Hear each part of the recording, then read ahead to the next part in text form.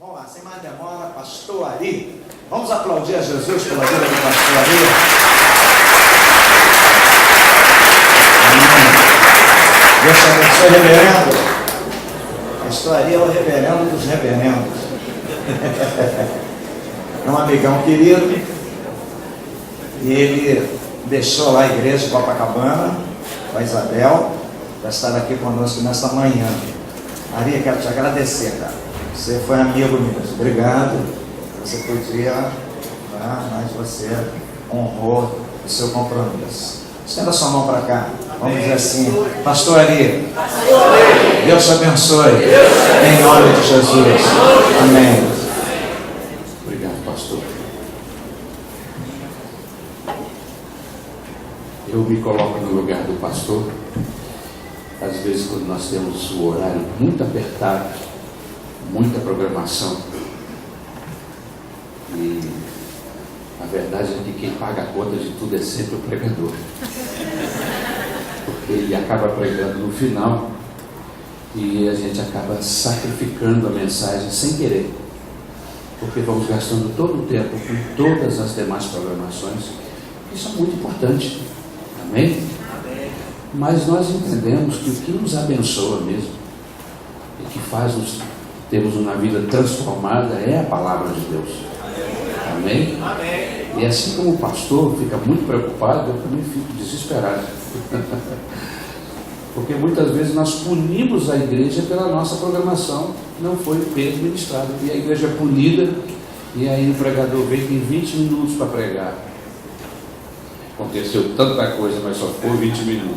Dane-se o pregador e a igreja é punida. No meu ponto de vista, é punir a igreja quando eu dou 15 minutos para o pregador.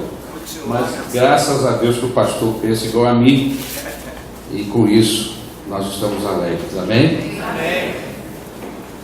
Isaías 53.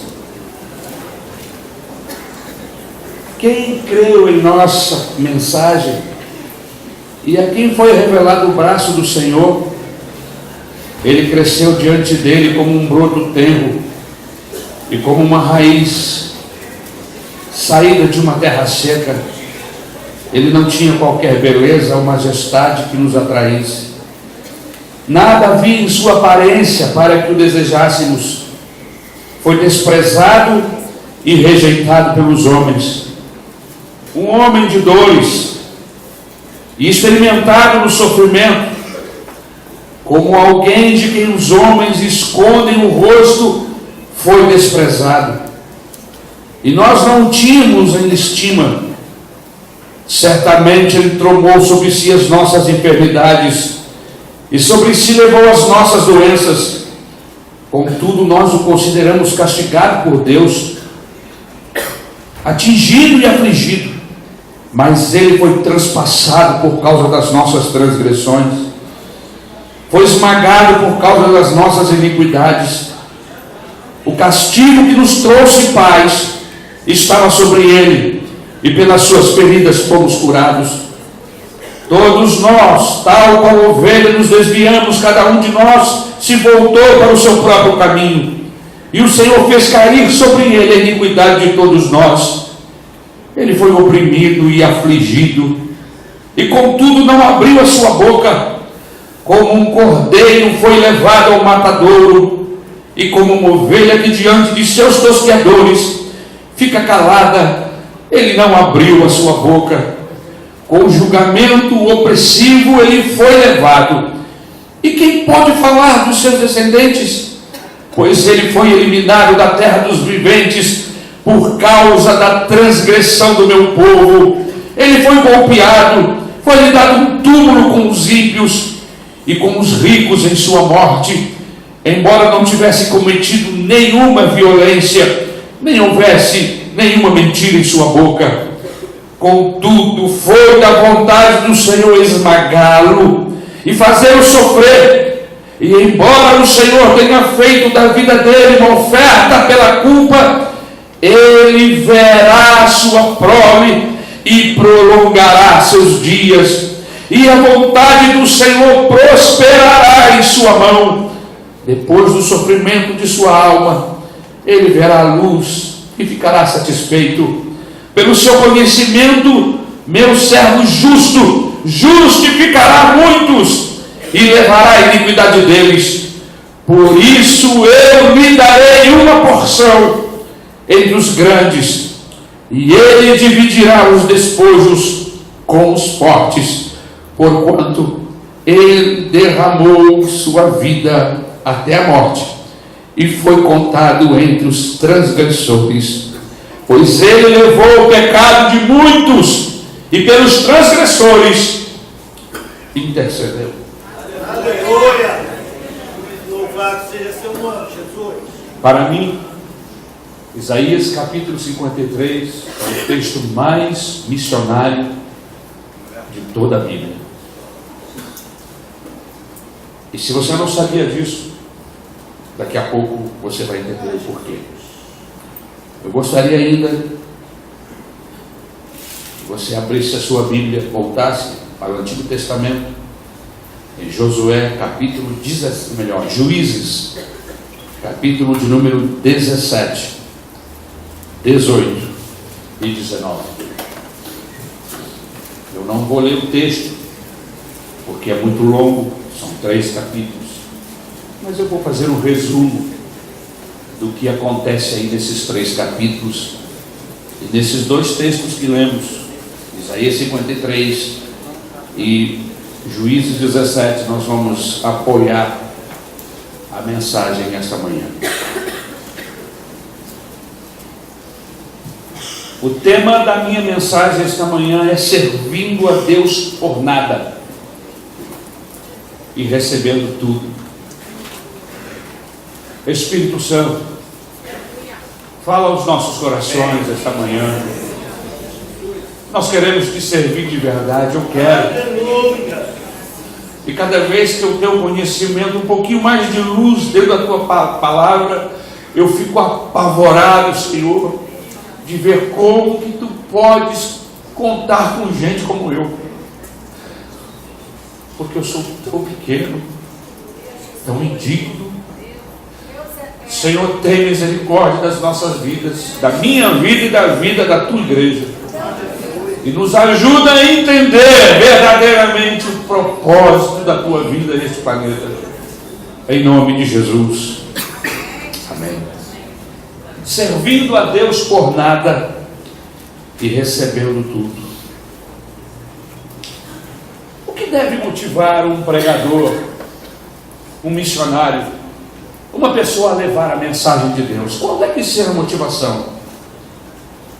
No tempo dos juízes, quando a falta de liderança espiritual levou os israelitas a fazerem o que lhes parecia mais certo, porque é assim que termina o texto de Juízes, havia um jovem chamado Mica, e está aí no capítulo 17, você mantém a Bíblia aberta. Este homem morava na região montanhosa de Efraim. Embora o tabernáculo de Deus estivesse em Siló, não muito longe da casa de Mica, Mica resolveu construir uma réplica do tabernáculo na sua propriedade. E ele usou para isso recursos conseguidos da sua mãe. Está aí nos primeiros versículos do capítulo 17. E ele edificou uma casa para cultuar a Deus. E não satisfeito, ele mandou também confeccionar os apetrechos cerimoniais, tal qual no templo de Salomão, ou tal qual no templo. Na época ainda não havia o templo de Salomão. Depois, ele resolveu, para que ficasse mais parecido ainda com o tabernáculo, ele resolveu adotar também algumas outras práticas, dentre as quais ele contratou um sacerdote. Mas antes dele contratar um sacerdote, ele queria ficar bem com Deus. Porque existem pessoas que têm essa preocupação de querer ficar bem com Deus, né? E aí ele adotou algumas práticas dos povos vizinhos, porque ele era daquele tipo de homem que, você entendendo? Ele oferece uma vela para Deus e outra por aí. E aí ele fabricou ídolos do lar, inclusive coisas que Deus havia proibido. Tudo aí está no texto. O pensamento dele era viver da melhor maneira possível, aproveitar o melhor de cada lado, unindo o útil ao agradável.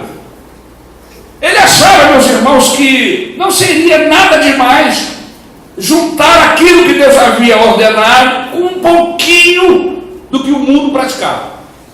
Você conhece gente que faz isso? Nem olha para o lado, fica olhando para mim. E aí ele misturou tudo e ficou tranquilo, certo de que havia descoberto a fórmula de agradar a Deus. Mais tarde, apareceu-lhe um jovem pregador proveniente de Belém, e aquilo lhe pareceu uma providência divina. Olha, ele tinha feito o tabernáculo, estava tudo lá arrumado, mas não tinha um sacerdote. Aí aparece um homem da tribo de Levi. Olha só, Deus é bom demais, mandou o sacerdote que eu estava precisando. E ele ficou tão satisfeito com isso. Esse pregador, o texto diz, esse levita, ele recebia o sustento segundo dispunha a lei de Moisés. Mas esse pregador, esse missionário, esse descendente de Levi, ele não estava muito satisfeito com que se estabelecia a divisão do seu salário. Não estava bem satisfeito com isso. Ele queria conseguir algo mais para suplementar a sua renda e garantir seu orçamento. Não é que ele gostasse do ofício de levita, não. Apenas ele achava que o salário, que as oportunidades de ascensão profissional deixavam muito a desejar. E aí, foi aí, nesse momento, nessa sua inquietação, que ele chega na casa de Mica. Este o convidou a entrar e fez um trato com ele. Está aí no finalzinho do capítulo 17. A proposta é a seguinte: se você estiver disposto a ser sacerdote do meu templo particular, eu vou lhe pagar bem. Você terá comida, vestuário e 10 ciclos de prata por ano. Ou seja, roupa, comida e 10 ciclos de pratas anuais. Irmãos, uma excelente remuneração para um pregador daqueles dias, daqueles tempos. E aí ele resolveu ficar por ali e tentar conciliar aquela mistura de idolatria pagã e culto a Jeová, porque era assim que o seu pagador havia feito, o Mica. Pouco tempo depois, e aí a gente entra no capítulo 18, apareceram ali alguns homens da tribo de Dan. Está acompanhando aí, meu irmão? Estão comigo? Amém? Amém?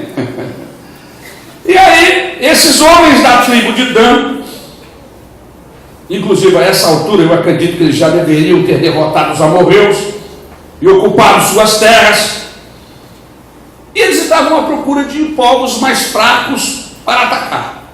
E aí chegaram à casa de Mica, entraram, pegaram os objetos de culto que ele havia feito e resolveram levar consigo o pregador que estava lá, o levita, que servia a Mica. Obviamente que isso foi terrível para Mica, mas para o levita, irmãos, mas para aquele pregador não fez a menor diferença. Era incrível como ele tinha jogo de cintura. Você vê aí o texto, com que facilidade ele racionalizou a situação toda e aceitou mudar-se de lado. Olha, ele era contratado de Mica, estava empregado, e agora lhe foi feita uma outra oferta, e ele acaba aceitando sem nenhuma dificuldade.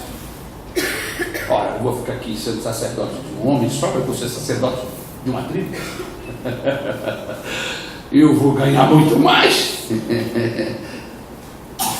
Ele percebeu tudo isso, irmãos. Seria sacerdote de uma tribo inteira, em vez de ficar trabalhando com uma família só. estaria servindo a um grupo mais numeroso. Lógico que para muitos essa seria a decisão mais sensata para aquele homem.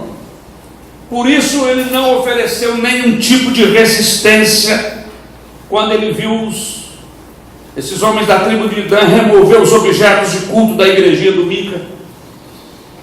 Ele não sentiu o menor peso na consciência ao adaptar-se à mudança. É que esse pregador, meu irmão, esse missionário, era um sujeito prático. Sua fé era utilitária, como a fé de muitos pregadores hoje em dia. Ele encarava Deus e as coisas espirituais como algo de que podia se tirar proveito. Existe muita gente pensando assim. E aí, irmãos, a gente começa a entender o que vem a ser pragmatismo religioso. O mundo é regido por esse pragmatismo. Uma das leis básicas da filosofia é filosofia do pragmatismo. Se uma coisa dá certo e correta, se algo obtém sucesso, é bom. Todos os atos, todos os princípios, todas as propostas e todo o ensinamento são submetidos ao seguinte critério: está dando certo? Tá, vamos fazer. Está dando certo. Mas será que isso é evangelho? Será que isso é forma de se relacionar com Deus? O que nós vemos aqui, meus irmãos, nesse texto, é que se nós considerarmos as leis do pragmatismo, alguns dos indivíduos a quem Deus mais honrou estaria entre os maiores fracassados de todas as eras. Deixe-me enumerar alguns fracassados da Bíblia. Noé, por exemplo. Como construtor de navios foi excelente. Mas a sua principal atividade, irmãos, não era fabricar embarcações, navios. Era pregar. No entanto, ele foi um fracasso como pregador. Vamos ver coisa grande. Segundo a ideia do pragmatismo, ele foi um fracasso.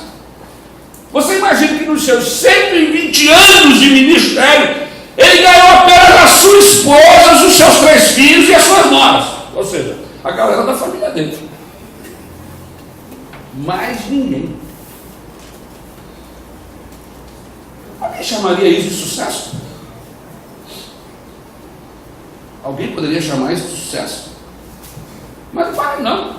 Mais adiante nós encontramos Jeremias, famoso Jeremias, os mais íntimos.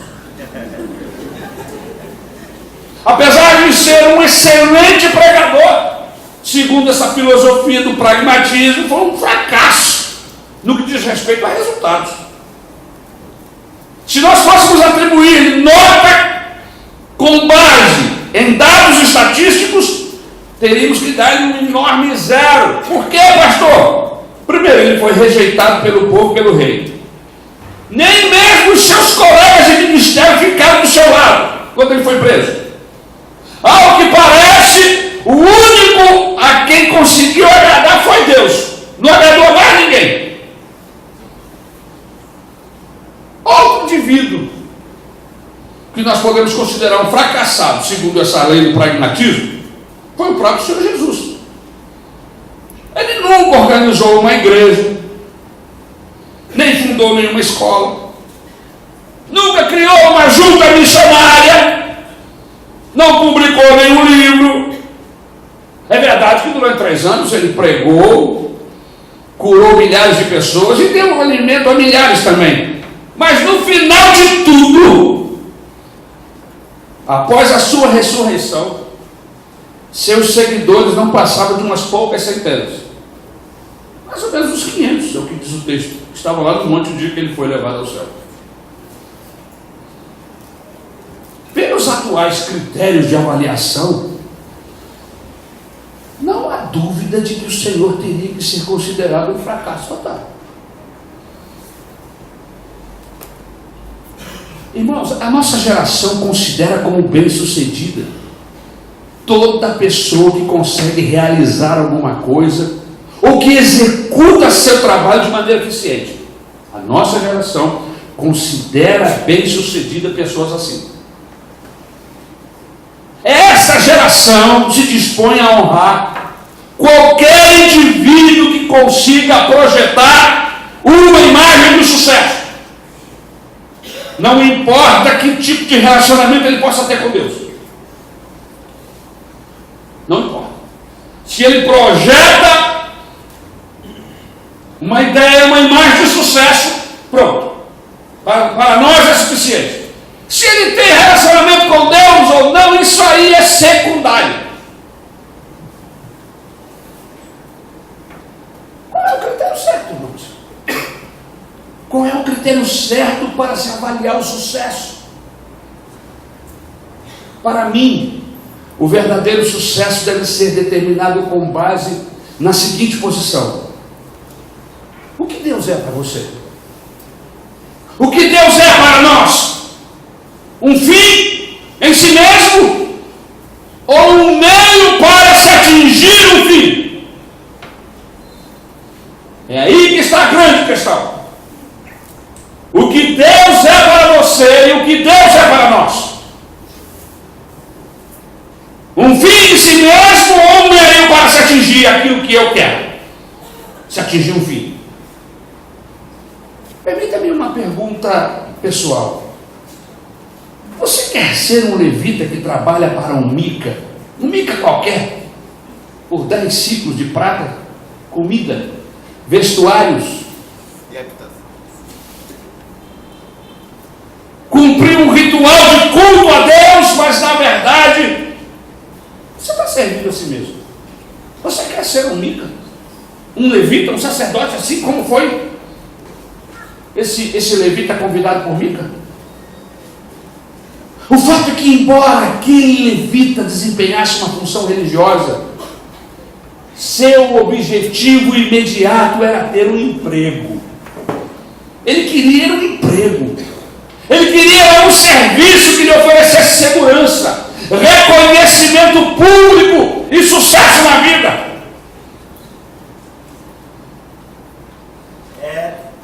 Seu maior interesse era exercer um cargo religioso. Por isso, ele alegrou-se bastante quando Mica lhe ofereceu emprego. Ele aceita de bom grado o salário proposto. Contudo, se alguém lhe oferecesse mais, ele era capaz de se vender àquela pessoa sem grandes problemas de consciência, e foi o que aconteceu. Quando os danitas lhe fizeram a oferta mais vantajosa, ele fez a troca facilmente, porque na verdade ele estava ali era por dinheiro, por segurança financeira. Depois de atribuir um valor para o seu ofício religioso, ele se vendeu para atingir os níveis de remuneração desejados. Ora, chegamos à conclusão que Deus era para esse homem apenas um meio para alcançar os seus próprios fins.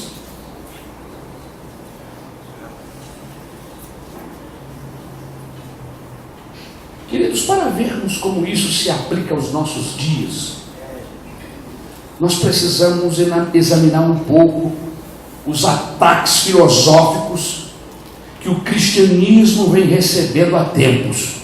E eu queria que você prestasse atenção. Há cerca de 1 século e meio, sucedeu um poderoso derramamento do Espírito Santo em alguns lugares dos Estados Unidos. Enquanto que lá na Europa, a alta crítica dirigia ataques à Bíblia. Nesse tempo, Darwin expusera a sua teoria da evolução, e alguns filósofos estavam ali adaptando seu credo filosófico. Naquele tempo havia até mesmo alguns teólogos que relacionavam as Escrituras. E quais foram as consequências disso? O pensamento daquela época tornou-se humanista. Passaram a adorar o homem. A única razão para a existência humana era a busca da felicidade. O conceito da salvação consistia simplesmente em tirar da vida o máximo de felicidade possível. Foi nesse contexto deste humanismo que surgiu Nietzsche, dizendo que só o poder oferece a verdadeira satisfação. Quem quiser ser feliz, dizia ele, tem que se tornar poderoso, seja qual for o meio utilizado. Foi essa ideologia que produziu Adolf Hitler. Foi essa ideologia. E ele abraçou essa ideia do poder como forma de obter prazer, de felicidade, como norma de sua vida. E ele ficou tão obcecado pelo poder que esse monstro convence toda a Alemanha, seus compatriotas, de que eles estavam destinados a dominar o mundo. E que ali, naquela causa, estava a felicidade que eles tantos buscavam. Estava até mesmo a salvação deles. E para alcançar esse objetivo, tinham o direito de empregar todo e qualquer método que quisessem para atingir esse objetivo. E vocês sabem bem quais foram os métodos que eles empregavam.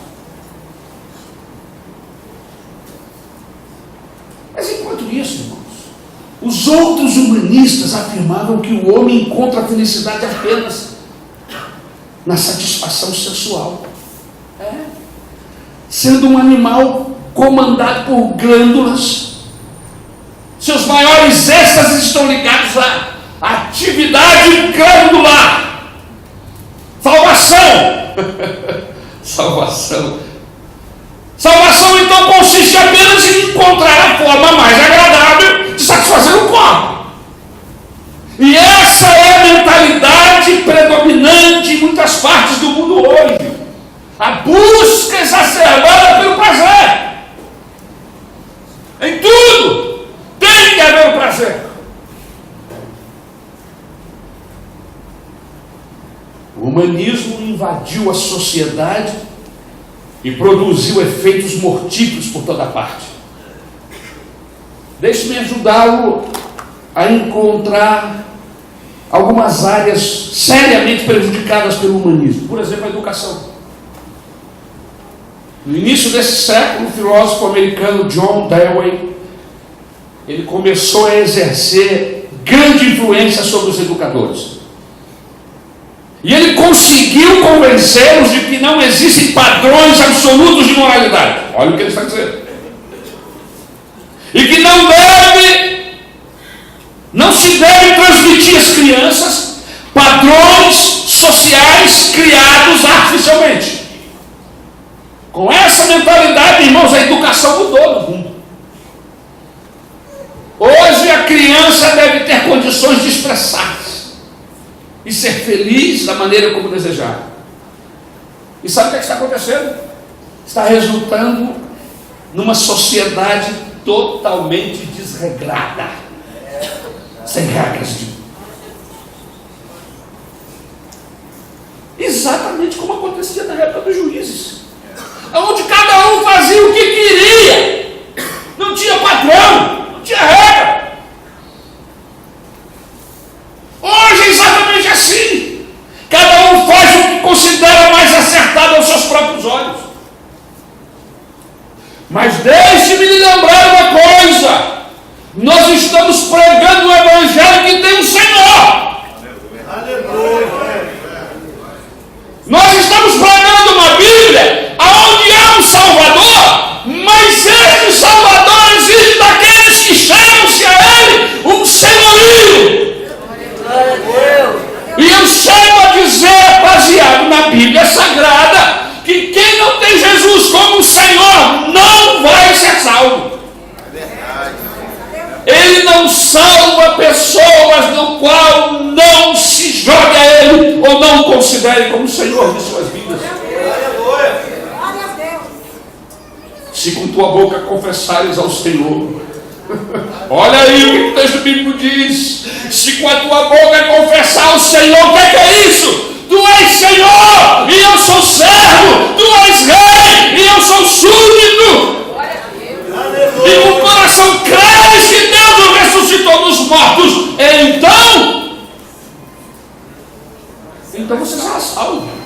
Então a salvação está sim ligada ao senhorio de Cristo. E isso é muito importante. Eu estou acendendo uma luz hoje aqui maravilhosa. Porque se você vem nessa igreja e diz que serve, que é de Jesus, está salvo, mas ele não é Senhor da sua vida, eu sinto lhe informar, você está perdendo seu tempo aqui.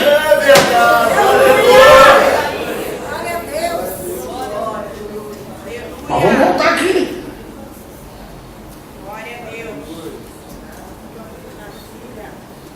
Alguns acham que já conseguiram contestar a inspiração e a autoridade da Bíblia. Provar que não há um Deus que reina sobre nós, que ele não se relaciona com o homem a nível pessoal. Para essas pessoas, Jesus Cristo é apenas um mito, ou quando muito um homem comum. Todavia, os humanistas não conseguiram acabar com a religião. Inclusive, né, meus irmãos, havia muita gente vivendo à custa dela naquela época.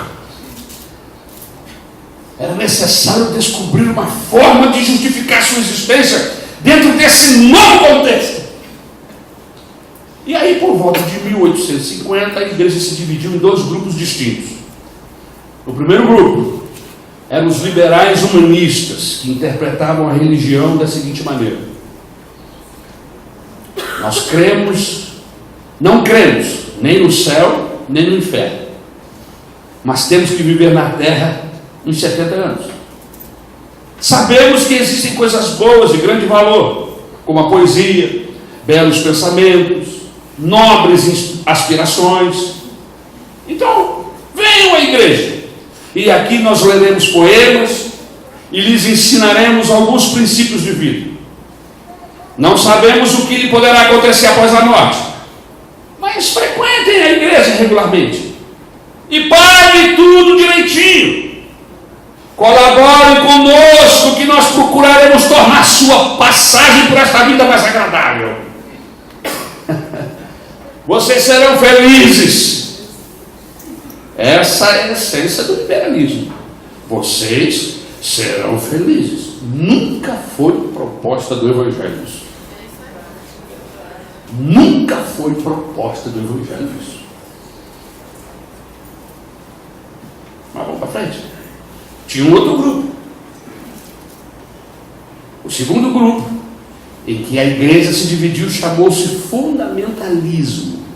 Esses diziam o seguinte: nós cremos que a Bíblia é um livro inspirado, que Jesus Cristo é Deus e que existe de fato um céu e um inferno. Cremos que Jesus Cristo realmente morreu, foi sepultado e ressuscitou. Opa, está parecido com o que eu creio, pastor. A maioria dos fundamentalistas conheciam a Deus. No entanto, a atmosfera da época estava impregnada da ideologia humanista, como se fosse uma doença infecciosa, uma epidemia cuja disseminação ninguém podia impedir. A geração seguinte a essa geração se dizia fundamentalista, afirmando crer em Deus, afirmando crer em sua palavra. Mas as gerações seguintes, incluindo a atual, a salvação passou a ser apenas o reconhecimento intelectual de algumas afirmações doutrinárias. Por exemplo, salvação. Salvação, então, é simplesmente aceitar uma fórmula. Para muitos, a fórmula vai levar o indivíduo para o céu. O apelo para que o homem faça uma entrega pessoal a Cristo ficou enfraquecido. Os pregadores começaram a fazer apelos que infelizmente eram mais ou menos assim: aceite a Jesus e você vai para o céu. Afinal de contas, ninguém quer ir para aquele outro lado horrível, pecaminoso, cheio de fogo ardente, que é o inferno. Por que ir para o inferno se eu posso ir para um lugar maravilhoso chamado céu? Venha a Jesus que você vai para o céu. Parece bom. Quais são os efeitos disso hoje, irmãos? Na nossa mensagem, na nossa chamada, no nosso envolvimento com Deus, na chamada missionária. Qual é o resultado, os efeitos desse humanismo? Os efeitos dessas ideias continuam contaminando a igreja hoje. Enquanto os liberais afirmam que a finalidade da religião é fazer o homem feliz nesta vida, e está cheio de gente na televisão falando sobre isso. Pare de sofrer. Você precisa ser feliz. E eu tenho a fórmula. O Evangelho te traz o amor em uma pílula, com alguns ingredientes. De uma vez que você tomou, pronto, resolveu o seu problema de eternidade. Eles ensinam os fundamentalistas que o seu objetivo é torná-lo feliz depois que morrer. Enquanto uns pregam que você vai ser feliz aqui, os fundamentalistas pregam que você vai ser feliz depois da morte. Ambos os pontos de vista, irmãos, são abominavelmente humanistas. Todos os dois. É lamentável que o humanismo tenha contaminado a tal ponto a religião cristã dessa forma.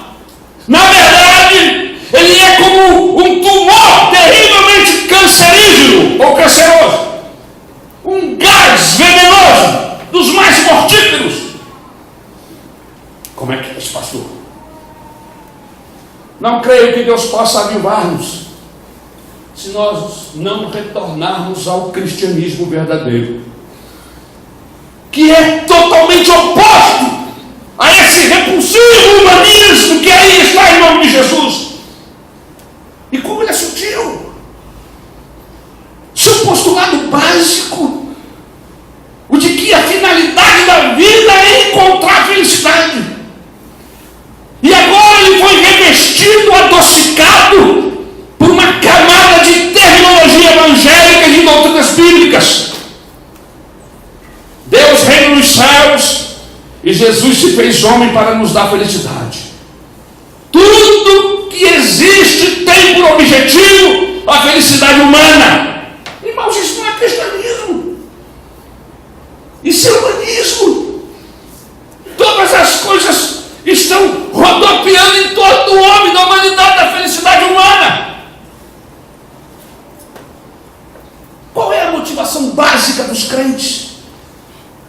Por que razão eu, por exemplo, fui ser missionário lá no Uruguai? Fui para lá para basicamente melhorar a justiça de Deus. Não achava justo que alguém fosse para o inferno, nem antes de ter tido uma oportunidade, sem antes ter tido uma oportunidade de salvar-se.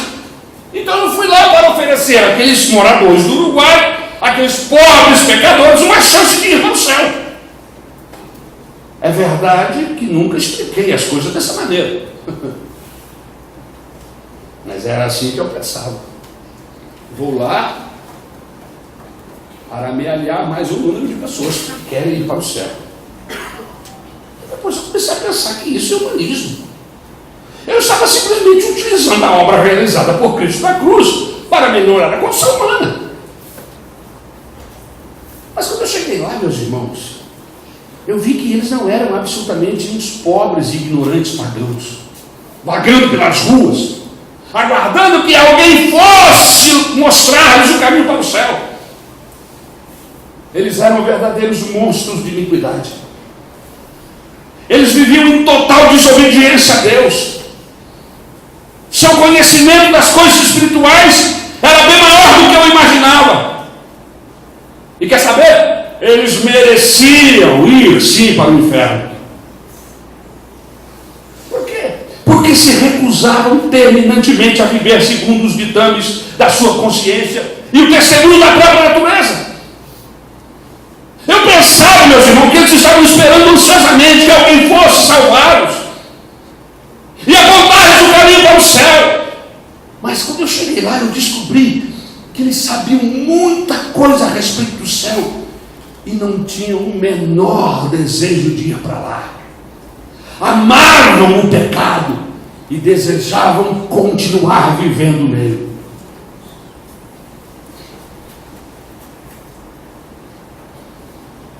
Descobri que Jesus me enviou para a obra missionária por causa dele mesmo. E aí é o ponto da mensagem. Descobri que eu fui enviado para o campo missionário não por causa de pecadores, mas por causa do próprio Jesus Cristo. Aleluia. Eles e todos nós merecemos o inferno, mas eu os amo.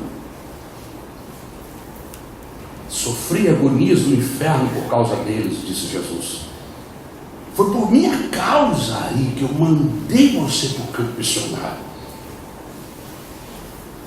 E aí, entre o texto que nós lemos, em Isaías 53, será que eu não mereço recompensa pelos meus sofrimentos? Será que eu não mereço ganhar aqueles por quem morri? Será?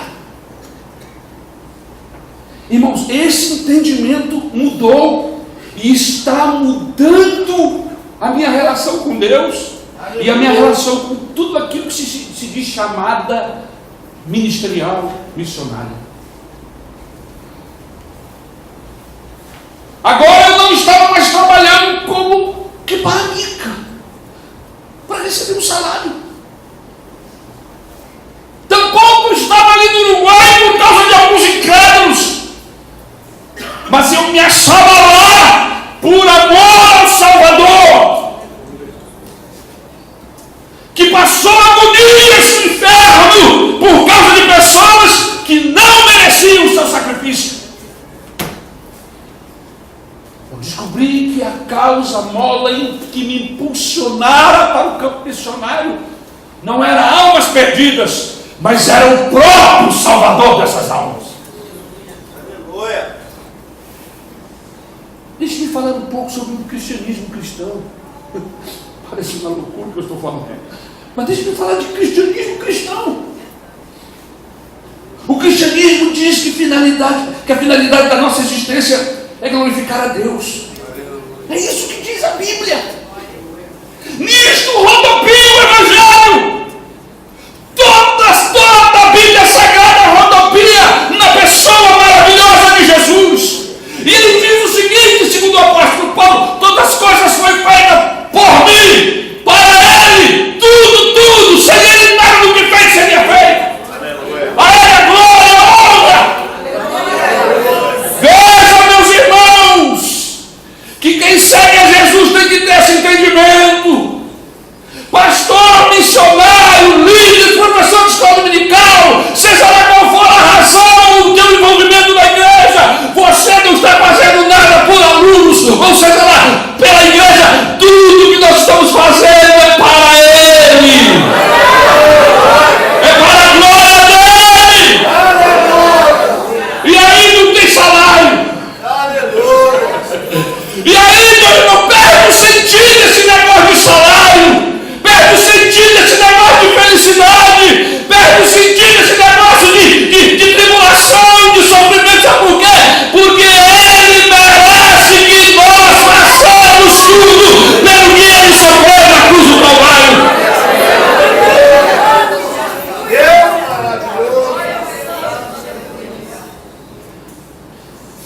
Temos um levita servindo a Mica em troca de pagamento. E quanto a você? Em que bases e por que motivo você aceitou a salvação? Eu gostaria de voltar a ver pessoas sendo salvas da maneira bíblica. Aleluia. Como, pastor, sendo salva da maneira bíblica? Deixa eu te contar uma história. Certa ocasião, George Whitefield foi pregar para uma multidão de 20 mil ouvintes. Em dado momento ele disse: ouçam aqui, ouçam vocês pecadores, vocês são verdadeiros monstros de iniquidade. Vocês merecem ir para o inferno. Se não chorarem pelos seus pecados que cometeram contra Deus, George Wilson chorará por vocês. E assim, terminou de falar isso, baixou a cabeça e soluçou como uma criança. Por quê? Porque eles estavam a ponto de ir para o inferno. Será que foi por isso que ele chorou? Não. Porque eles eram monstros de iniquidade. E nem ao menos enxergavam os seus pecados. Nem se preocupavam com seus erros. Está vendo a diferença? Os homens tremem diante da perspectiva de irem para o inferno, mas não têm a menor consciência do quanto magoa a Deus com os seus pecados. Nós homens só trememos porque nos apavoramos em pensar que seremos queimados com fogo eterno. Nos apavoramos. Na verdade, existe apenas um motivo para nós, pecadores, nos arrependermos: Jesus. Não entra no inferno, não entra no céu. A verdadeira razão pela qual eu e você devemos seguir a Jesus é Jesus. Aleluia. Aleluia. É esse o evangelho que nós estamos sendo desafiados. Por qual motivo? Por que você crê? Qual é a sua motivação? Ah, porque lá o pastor ora, porque lá o pastor abençoa, porque lá tem uma boa mensagem, porque lá tem uma boa escola bíblica, porque lá tem um templo maravilhoso. Não é nenhuma dessas razões. Porque é que você serve a Deus por causa de Jesus. Eu encontrei a pessoa mais maravilhosa do universo e agora eu quero ficar com ele.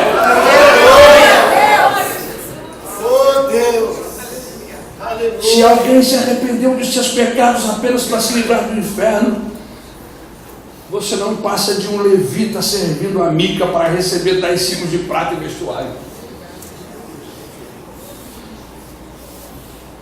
Você está tentando servir a Deus para receber em troca as bênçãos dele. E esse é o cerne da mensagem que nós ouvimos por aí.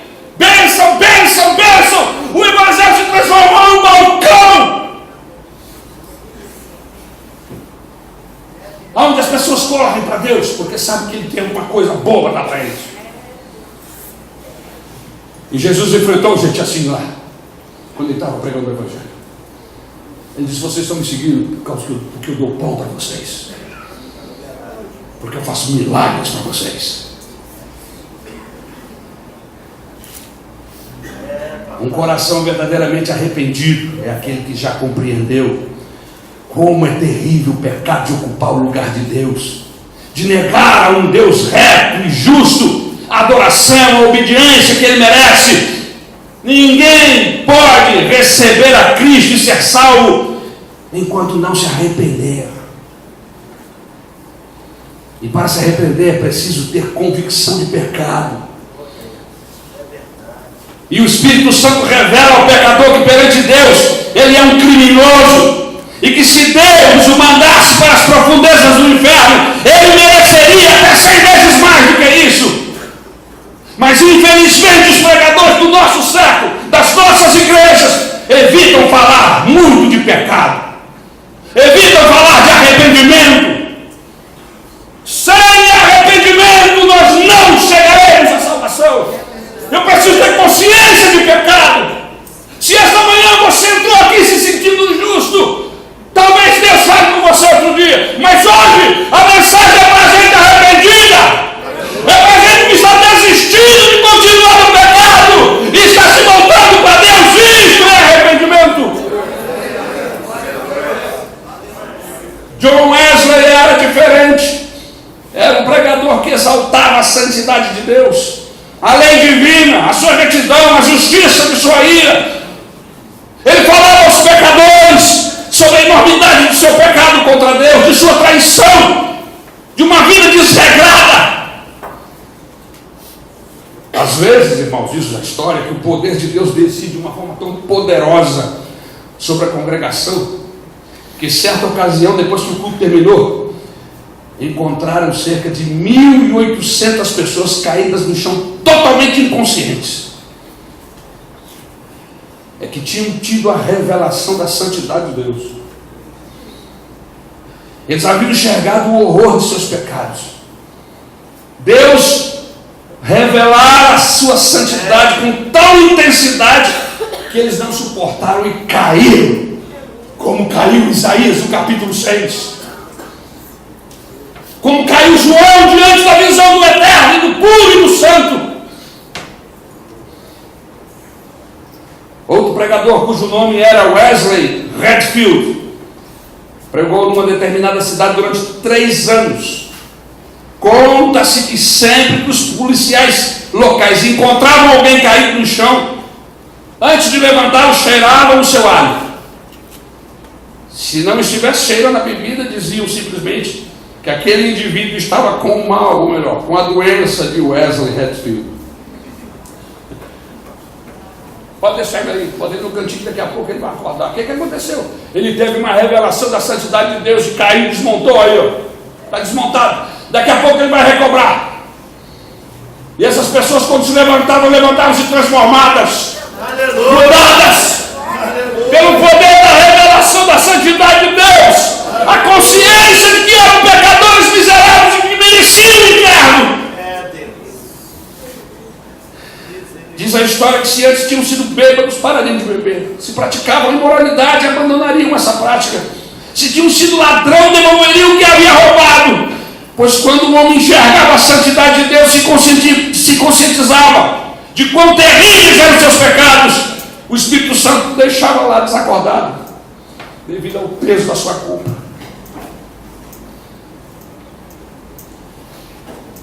Você tem certeza da sua salvação? Já conversei com pessoas que não têm certeza de que seus pecados foram perdoados. Eles querem sentir-se salvas antes de resolverem entregar-se totalmente a Jesus. Mas quer saber, eu acredito, meus irmãos, eu acredito que Deus, pelo seu Espírito, Ele concede a certeza da salvação àqueles que fizeram uma confissão real e verdadeira. Aleluia! Existem igrejas nossas, inclusive pastores, que nem apelo fazem mais. Mas deixe-me dizer o que eu considero uma oração de confissão. Senhor Jesus, quero obedecer-te, amar-te e fazer tudo o que queres enquanto eu viver. Mesmo que no final eu vá para o inferno, pois tu és digno de ser amado. Mereces minha obediência e serviço. Você teria coragem de fazer uma oração dessa? Mesmo que depois de tudo eu fosse para o inferno, mas enquanto eu viver, eu quero te servir. Por quê? Porque tu mereces a minha vida. Tu és digno de ser amado. Está vendo, meu irmão, como arrepender-se dos pecados para a glória de Deus é diferente de ser um levita que serve a Mica para receber bênçãos? Você está vendo como é que é diferente a nossa reação? Eu tenho para mim que nós estamos como esse levita empregado de Mica, que o servimos por prata e camisa, por prata, por comida, por roupa. Não foi essa a grande questão do livro de Jó. O diabo disse, olha, ele te serve por comida, ele te serve por prata, tu dá tudo para ele. Como ele não vai te servir? Tu cercaste. Tudo que esse cara põe a mão, tu abençoa. Dá certo. Mas Deus conhecia Jó, e Deus falou assim, não é assim não, você não conhece Jó. Então tá bom, eu vou lá, tiro tudo dele, eu quero ver se ele te serve, se ele vai continuar te servindo. Vamos lá! Eu vou tirar tudo, eu quero ver se ele vai continuar te servindo. E aí Deus falou assim, pois eu vou dizer uma coisa, pode tirar. Ele vai continuar, porque ele não está atrás de mim, atrás de prata. Ele não está comigo por causa de camisa, ele não está comigo por causa de gado. Pode lá, Satanás, tira tudo!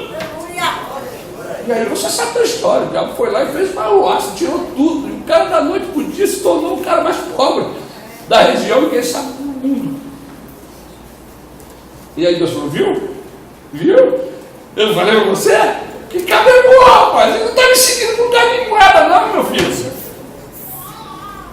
O homem dará tudo pela sua própria vida. Deixa eu tocar nele para você ver se ele não te nega. Deixa eu arruinar a saúde dele para ver se ele não te nega. Ele não vai arruinar, rapaz. Você dá saúde para ele, se cercasse, nada para tocá-lo. Então vai lá, Satanás. Você vai tocar nele, mas você não vai matá-lo, porque eu não quero que o senhor mate. Mas você vai ficar sabendo que tem gente fiel lá embaixo. Você vai ficar sabendo que tem cara bom, que não me serve pelo que eu dou para ele, mas ele serve porque gosta de mim. Essa não é a grande questão do livro de Jó. E essa continua sendo a grande questão do Evangelho. Por que você é crente? Por que você está aqui? Você veio também atrás das bênçãos de Deus. Mas pastor, tem algum pecado vir atrás das bênçãos de Deus? Não, não há pecado algum. Mas não deve ser a motivação para estar aqui. Bênçãos é consequência. Bênção é resultado de relacionamento. Bênção é porque eu estou junto, porque eu estou na luz, porque eu estou perto. E aí ela vem, mas se ela não vier, eu estou perto, eu estou na luz, eu estou salvo.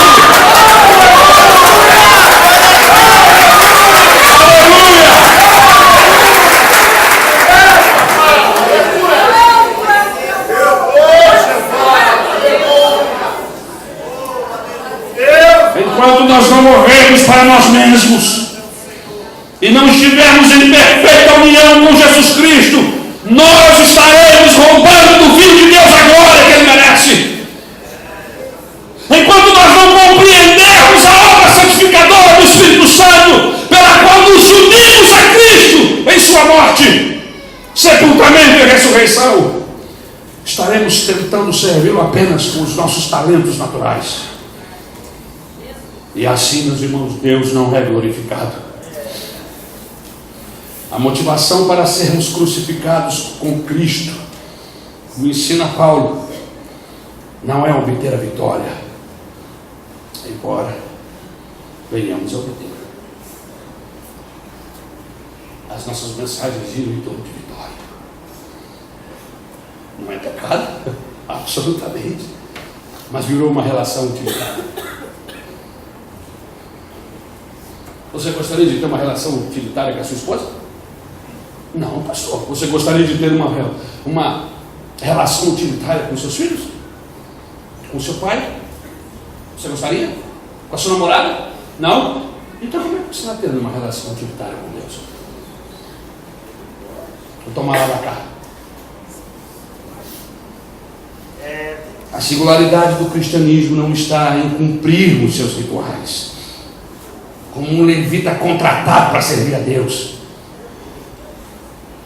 Mas a singularidade do cristianismo está em descobrirmos que não há nada que possamos fazer, que a única atitude que nos resta é apresentar-lhe o vaso de nossa vida e dizer: Senhor Jesus, enche para mim, e tudo que tiver de ser feito terá de ser feito por ti. Aleluia, Jesus. Glórias ao teu nome, Senhor, papai. E aí, eu abraço a superintendência da escola dominical e não chego diante do pastor, diante da igreja e digo: os meus métodos, a teologia, a metodologia, e seja lá o que for que você quiser falar, está dando grande resultado na nossa vida. Não. Você vai chegar diante do seu pastor, da sua igreja, diante do próprio Deus, e vai dizer: eu sou apenas um vaso.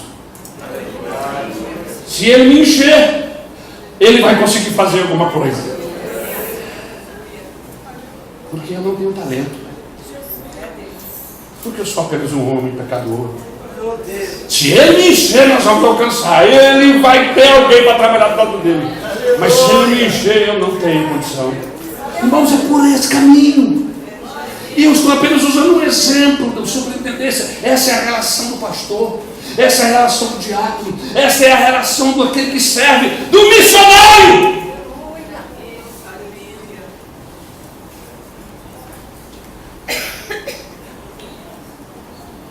Conheço muitos levitas que tentam experimentar a plenitude do Espírito de Deus com finalidade de tirar proveito pessoal dela. Muitos desses levitas frequentam uma ótima igreja, como a própria Maranata. São líderes de departamento, como escola dominical, evangelismo, mas estão sempre vazios e querem ser cheios do Espírito Santo. Pastor, será que o senhor pode me ajudar? Eu tenho uma palavra para vocês parecem comigo. Pois às vezes eu também me sinto assim. Será que não estamos usando Deus para alcançarmos os nossos objetivos? Será que eu não estou usando Deus para continuar como pastor? Para continuar como alguém que prega a palavra de Deus direitinho? E os irmãos chegaram e apertaram a mão: olha, pastor, Deus te usou hoje. Será que não é isso? Será que eu não estou me utilizando daquilo que Deus tem para proveito pessoal?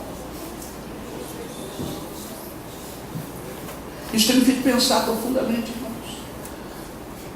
E eu preciso mudar a minha forma de entender essa relação com Deus. Essa mensagem tem falado no meu coração ao longo desses últimos 5, 6 anos. Para você ter uma ideia, a segunda vez que eu prego essa palavra. Preguei uma vez e não tinha o menor conhecimento do que estava falando. Estou falando hoje com uma capacidade um pouco melhor de entender o que é que Deus quer da minha vida. Eu vou servir a Deus por salário. Alguém me pergunta de vez em quando: pastor Alinho, você está bem lá na Maranata? Seu salário é bom? O senhor está tendo condição de viver sem nenhuma dificuldade? E eu respondo: sim, o salário é pastoral. Ninguém ganha na Maranata para ser rico. A gente serve a Deus e recebemos um valor lá para sobrevivermos. Eu comprei uma camisa bonita, uma gravata, comprei uma calça, um sapato. Parece que estou bem. A igreja me ajuda a comprar um carro para que eu possa trabalhar, me ajuda a botar gasolina. Parece que é um bom ministério, mas é isso. É nisto que consiste uma chamada pastoral.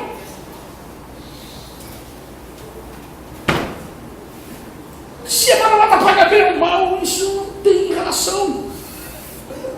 É lógico que a Bíblia Sagrada orienta que os pastores, que o que trabalha é digno do seu salário, isso é contexto bíblico, mas a minha relação com Deus não pode ser bancária. É verdade.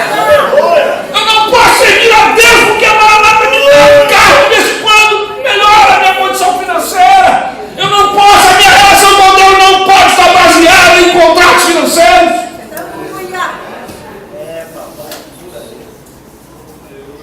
No seu caso, não são contratos financeiros, são outros tipos de contratos.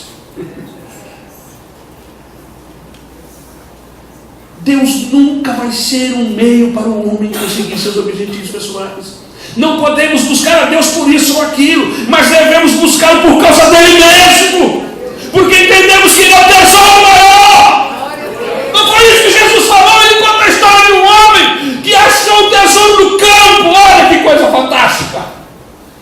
E aí ele descobre que tem um tesouro naquele campo. Eu quero esse tesouro, eu quero esse tesouro. E aí ele vai e vende tudo que tem e volta para comprar um terreno onde está o tesouro. O negócio não era o terreno, o negócio era o tesouro. Você achou o tesouro? Foi isso que Jesus falou àquela mulher samaritana e ela não entendeu. Você achou a água e ela pensou que estava falando da água do poço. E ele disse: olha, se você beber dessa água que eu te der, você nunca mais vai ter sede. É disso que nós estamos falando, de tesouro. Você descobre o tesouro e aí vende tudo. Vende a mulher, vende os filhos, vende a casa, vende o terreno, onde está tudo isso, para comprar o terreno onde está o tesouro. Você achou o tesouro? Será que nós estamos conseguindo entender? Você está comigo? Amém. Nós desenvolvemos lideranças em nossas igrejas, fazemos o evangelismo, visitamos os hospitais, ajudamos os necessitados. ensinamos na escola dominical e pensamos, está tudo muito bem, está tudo muito bom. Parece que estamos indo bem. Mas e o poder do Espírito Santo? Às vezes, irmãos, nós agimos como um motorista sentado no volante do carro. E nós dizemos assim para Deus: dá-me poder para que eu possa rodar. Dá-me poder para que eu possa rodar. E eu vou dizer, irmão, isso não dá certo. Eu e você teremos que passar para o banco de trás. É isso que significa evangelho. Não é sentar no volante e pedir a Deus poder para rodar, mas é sentar no banco de trás, pedir a Deus para encher o carro e entregar o volante para Ele. Dirige. Isso é evangelho. Evangelho que estão pregando por aí, onde você de vez em quando pega o volante e volta. Isso não é Bíblia. Para que Deus possa operar em nossas vidas, teremos que sair do carro, entregar-lhe as chaves e dizer: Senhor, enche o tanque, dirige para onde quiseres. E agora em diante, está tudo em tuas mãos. Aleluia! Existem muitos crentes que estão agindo assim. Existem muitos crentes que estão agindo assim. Não desfrutam da plenitude de Cristo, porque estão servindo a mica em troca de salário. Depois começam a pensar: se eu obtiver o poder do Espírito Santo, poderei servir toda a tribo de Dan. Isso nunca dará certo. Deus tem apenas um plano para a nossa vida. Ele quer levar-nos ao arrependimento, para perdoar-nos, para a sua glória. Aleluia! Quer levar-nos à cruz, para que Jesus possa viver e operar em nós. Então nossa atitude tem que ser a mesma do Senhor. E qual foi a atitude do Senhor Jesus? Não faço por mim mesmo. A única razão da minha existência é glorificar a Deus. Não foi isso que Jesus falou? Não é por mim. Eu e o Pai somos um. Eu glorifico o nome dele. Tudo que eu faço é para a glória dele. É para Ele. Se nós quisermos sermos de fato discípulos de Jesus, seguidores, nós precisamos pensar e falar como Ele, e fazer como Ele. Tudo que eu fizer, todas as coisas em que eu trabalhar, vai ser para a glória de Jesus. E aí vem a questão: esse namoro está glorificando o nome do Senhor? Vamos trazer isso para a prática. Esse namoro está glorificando o nome de Jesus? O seu casamento está dando glórias ao Senhor Jesus? Seus relacionamentos na horizontal, interpessoais, estão sendo para a glória de Deus? O Senhor está sendo glorificado nos seus relacionamentos? O Senhor está sendo glorificado nos seus negócios, nas compras e nas vendas? As pessoas estão dando glória a Deus porque fizeram um bom negócio com você? A sua esposa está feliz e dá glória a Deus porque você é o marido que ela sempre orou e pediu a Deus? O seu marido está dando glórias a Jesus porque você é uma esposa excepcional? Seus pais estão dando glória a Deus porque você é um filho maravilhoso? Vamos colocar isso na prática, irmãos, porque o evangelho é prática. E na sua chamada? Você é um diácono, você é um missionário, você se diz chamado? Então vamos lá. Deus está sendo glorificado naquilo que você faz na igreja?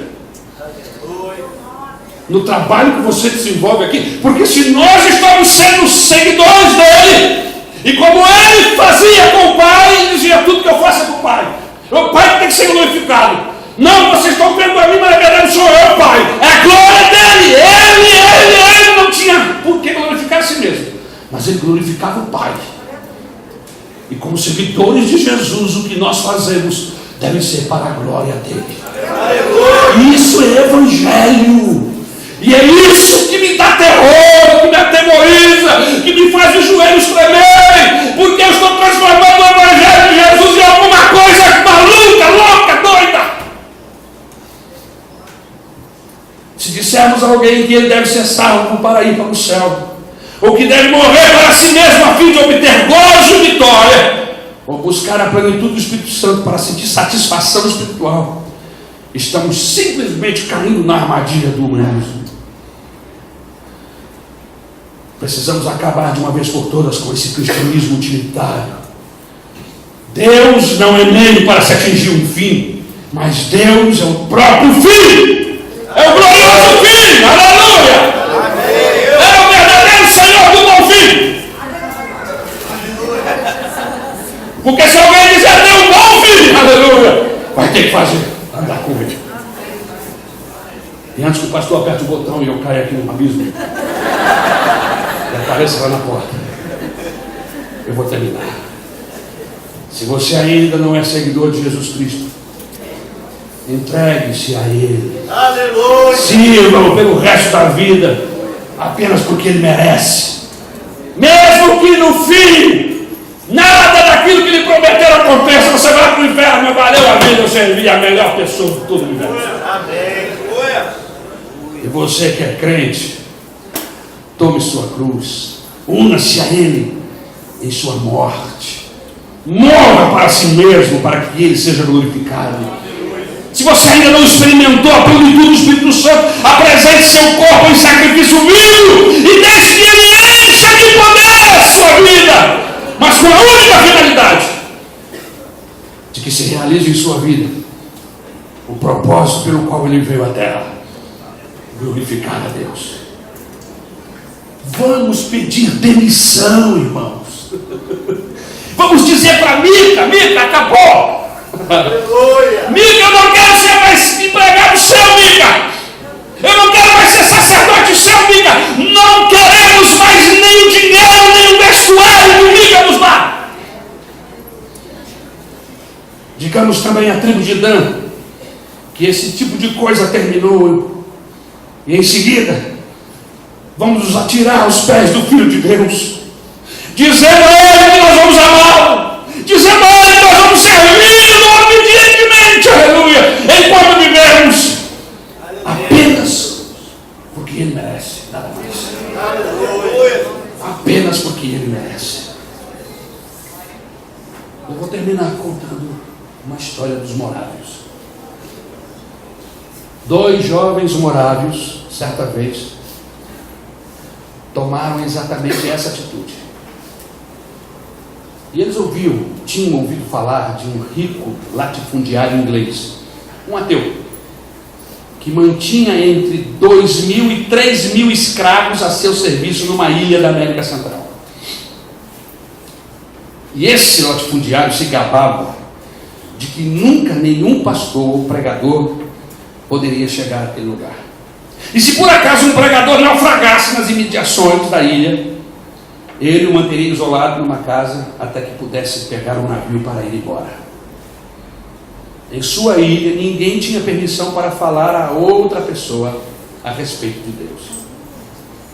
Então aqueles cerca de 3.000 escravos trazidos das selvas africanas para a sua ilha, para essa ilha, iriam viver e morrer ali sem ouvir falar de Cristo. E esses 2 jovens morávios decidiram ir até lá. Seus amigos crentes de Herrut foram despedir-se deles. É que aqueles moços de pouco mais de 20 anos não estavam partindo para passar 4 anos no campo missionário e retornar em seguida. Não. Nunca mais iriam regressar, porque eles se venderam como escravos. E quando partiram de navio de Herrut para Hamburgo, onde iriam embarcar num navio dinamarquês para que os conduzissem à ilha distante, seus parentes e amigos choraram sentidamente, pois sabiam que nunca mais os veriam. Alguns até questionavam sua decisão de ir sem saber se os moços estavam agindo acertadamente. Mas no momento em que se afastavam do porto, unido no mesmo propósito, um desses jovens virou para trás, ergueu a mão e gritou que o cordeiro que foi morto possa receber a recompensa pelos seus sofrimentos. Que o cordeiro que foi morto possa receber a recompensa pelos seus sofrimentos. Esse ideal tornou-se o lema do movimento missionário dos morávios. Ele é também a nossa única razão de existir. Quanto a você, o cordeiro que foi morto já recebeu da sua vida a recompensa dos seus sofrimentos? Já. Vamos ficar de pé.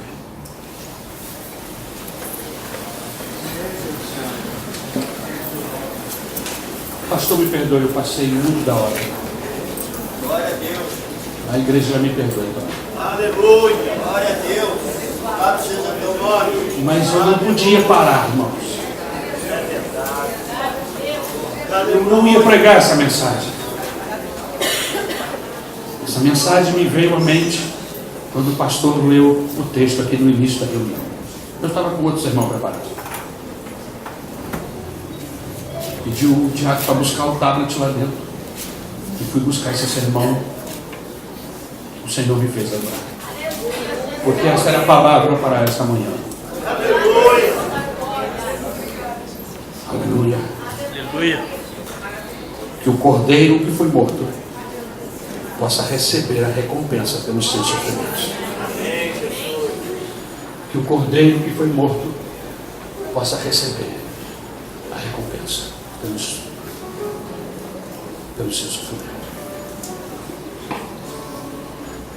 As meninas cantaram um louvor aqui no início desse culto, que fala sobre, sabe o que o Senhor sabe? O Senhor conhece os que são seus, ouve a voz sincera de um adorador, me separou, me pagou no seu altar para servir.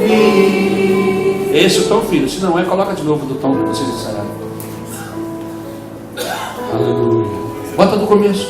Eu queria que você prestasse atenção no que você está cantando. Nós evangélicos mentimos muito quando estamos cantando. Quero me apresentar a ti, ó Deus, te ofertar em louvor, me entregar, me derramar e os teus planos cumprir. Que possa achar em mim a voz que deseja ouvir, que toca o Espírito, abre o céu, enche o teu coração. Ser reconhecido, papai, com a salvação do